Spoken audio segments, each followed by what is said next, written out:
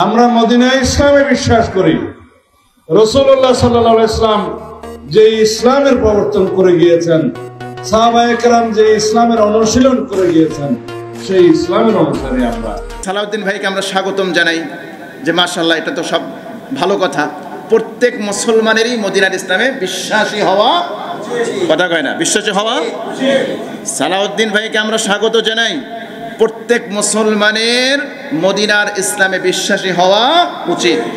কিন্তু আপনি যে মদিনার ইসলামে বিশ্বাসী, আমরা কিছু সিম্বল দেখতে চাই। চাই কি চাই না? নাম্বার 1, মদিনার ইসলামে মদ হালাল না হারাম? আমরা সালাউদ্দিন ভাইয়ের মুখ থেকে শুনতে চাই ক্ষমতায় গেলে মদকে হারাম করবে, ঠিক কিনা বলেন? মদিনার ইসলামে পতিতাবৃত্তি, অশ্লীলতা, অবাধ যৌনাচার হালাল না হারাম? আমরা ওনার মুখে শুনতে চাই, উনি ঘোষণা দিবেন যে আমরা ক্ষমতায় গেলে সমস্ত পতিতালয়, অশ্লীলতাকে বন্ধ করে দেব, ঠিক কিনা বলেন? 3 নম্বর, মদিনার ইসলামে আল্লাহ এবং তার রসুলকে গালি দিলে, কটূক্তি করলে সে মুরতাদ হয়ে যায়, আর মুরতাদের শাস্তি হলো মৃত্যুদণ্ড। মুরতাদের শাস্তি কি? মৃত্যুদণ্ড। সালাউদ্দিন সাহেবের মুখ থেকে আমরা শুনতে চাই, যারা আল্লাহ এবং রসুলকে নিয়ে কটূক্তি করবে, গালি দেবে, তাদেরকে মৃত্যুদণ্ডর আইন পাশ করতে হবে, ব্লাসফেমি আইন পাশ করতে হবে। 4 নম্বর, মদিনার ইসলামে মুহাম্মদ সাল্লাল্লাহু আলাইহি ওয়াসাল্লাম শেষ নবী। মুহাম্মদ সাল্লাল্লাহু আলাইহি ওয়াসাল্লাম মদিনার ইসলামের শেষ নবী না? ওনাকে ঘোষণা দিতে হবে। রাসূল সাল্লাল্লাহু আলাইহি ওয়াসাল্লামের পরে যদি কেউ নবুয়তের দাবি করে, সে কাফের। সুতরাং কাদিয়ানীরা কাফের। আপনি যদি সত্যি মদিনার ইসলামে বিশ্বাসী হন, এই ঘোষণা আপনার মুখ থেকে শুনতে চাই, ঠিক কিনা বলেন? মদিনার ইসলামে চুরি করলে বিধান কি? সালাউদ্দিন ভাইয়ের মুখ থেকে আমরা শুনতে চাই ক্ষমতায় গেলে চুরি করলে হাত কেটে দেওয়া হবে। মদিনার ইসলামে ডাকাতি করলে শাস্তি হলো ডান হাত বাম পা, বাম পা ডান হাত কেটে দেওয়া। সালাউদ্দিন ভাইয়ের জবান থেকে শুনতে চাই ক্ষমতায় গেলে যদি কোনো ব্যক্তি ডাকাতি করে, তার ডান হাত বাম পা কেটে দেওয়া হবে। আপনি যদি সত্যি মদিনার ইসলামে বিশ্বাসী হন, মদিনার ইসলামের বিধান হলো কেউ মদ পান করলে তাকে 80টা বেত্রাঘাত করা হয়। এটা হলো মদিনার ইসলাম। আপনি যদি মদিনার ইসলামে বিশ্বাসী হন, তাহলে ঘোষণা দেন ক্ষমতায় গেলে যদি কেউ মদ পান করে, তাকে 80 বেত্রাঘাত করা হবে। কথা বলেন ঠিক কিনা? মদিনার ইসলামে বিধান হলো কোনো ব্যক্তি যদি ব্যভিচার করে, জিনা করে, অবিবাহিত হলে 100 বেত্রাঘাত, আর বিবাহিত হলে পাথর নিক্ষেপ করে মৃত্যুদণ্ড। আপনি ঘোষণা দিবেন ক্ষমতায় গেলে আপনারা এই আইন কার্যকর করবেন, তাহলে বুঝবো যে আপনি মদিনার ইসলামে বিশ্বাসী। আর যদি এগুলো না বলেন, কথা এবং কাজের সাথে যদি মিল না থাকে, তাহলে তার পরিচয় কি? ফতোয়াকে আমার দিতে হবে না, আপনারা জানেন। কথা এবং কাজে কি নাই? সিম্বল কিসের ভাই? আলামাতুল মুনাফিকি সালাস। আমি বলি নাই, আমার দিকে আবার কেউ বড় বড় চোখ করে দেখায় না। রাসূল বলেছেন, বুখারীর হাদিস, মুনাফিকের সিম্বল 3টা।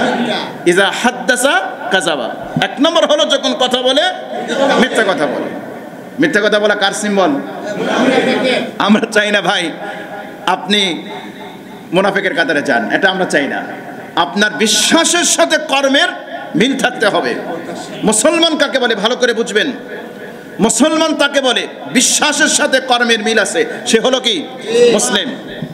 কর্ম করে এক, বিশ্বাস আরেক, তার নাম হলো মুনাফিক। তার নাম কি? মুনাফিক। এজন্য আপনি বলেছেন আপনাকে ওয়েলকাম, কিন্তু আপনার বিশ্বাসকে বিশ্বাসযোগ্য করানোর জন্য এই ঘোষণাগুলো আপনার জবান থেকে আসতে হবে, তাহলে বুঝবো যে আপনার কথা কি সত্য, আপনার কথা কি সত্য। আর যদি তা না হয়, আল্লাহর ওয়াস্তে ধর্ম ব্যবসা করবেন না। ভাই নির্বাচনের আপনার কথা বলেন, সমস্যা নাই, কিন্তু ইসলামের ভুলভাল ব্যাখ্যা দিবেন না। আপনার 31 দফায় কি শরিয়া আইনের কথা আছে? কথা বলেন আছে? আপনার তো শরিয়া আইনে, আপনার মহাসচিব বলছে শরিয়া আইনেই বিশ্বাস করে না। আপনার 31 দফায় তো শরিয়াতের কোনো কিছুই নাই, তো মদিনার ইসলামে আপনার বিশ্বাস থাকলে বা কি, না থাকলে বা কি? সোজা কথা তো। আপনি বিশ্বাস করলে বা কি, না করলে বা কি? আপনার 31 দফায় না কোরআন আছে না সুন্নাহ আছে? কথা বলেন আছে? কোথাও নাই। কিচ্ছু নাই। আপনি গণতন্ত্রে বিশ্বাসী, আপনি সোশ্যালিজমে বিশ্বাসী, সমাজতন্ত্রে বিশ্বাসী, গণতন্ত্র এবং সমাজতন্ত্রের যে আকীদা, যে বিশ্বাসগুলো কোরআনের সাথে সংঘর্ষ আছে, সে ব্যাপারে আপনার বক্তব্য কি? বলেন, বক্তব্য কি? এজন্য আমাদেরকে ধর্ম ব্যবসায়ী বলে গালি দিবেন না ভাই, আল্লাহর রাস্তায় গালি দিবেন না। আমরা বিপদে আপদে সবসময় আলহামদুলিল্লাহ আমার ধর্মের কথা বলি। আমরা শুধু সুযোগ পেলে ধর্মের কথা বলি, সুযোগ না থাকলে ধর্মের কথা বলি, বিষয়টা এরকম না। সুতরাং ধর্ম ব্যবসা কারা করে?